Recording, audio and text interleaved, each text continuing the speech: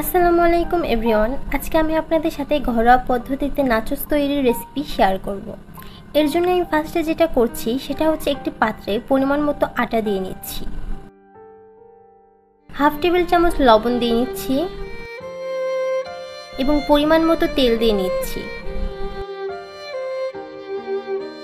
এরপর আমি সব উপাদানগুলো খুব ভালোভাবে মিক্স করে নিচ্ছি। এরপর আমি কিছু পরিমাণ সুজি অ্যাড করেছি যেন আমার নাচোসটি মুচমুচে হয়। এরপর আমি অল্প অল্প করে পানি দিয়ে ডো তৈরি করে নিচ্ছি। ডোটাতে অবশ্যই আমি একবারে পানি দিব না, কারণ একবারে যদি আমি পানি দিই তাহলে আমার ডোটা পাতলা হয়ে যেতে পারে।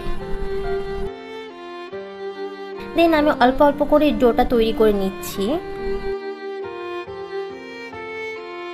ডোটাকে আমি 20 মিনিট রেখে দিয়েছি।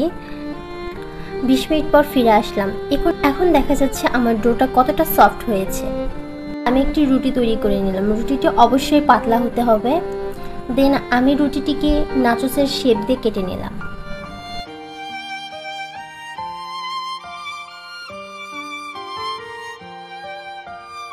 আমি হালকা আছে ভাজবো।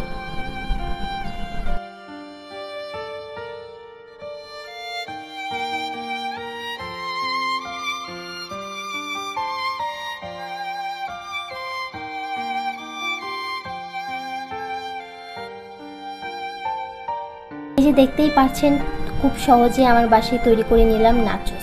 আপনারা চাইলে অবশ্যই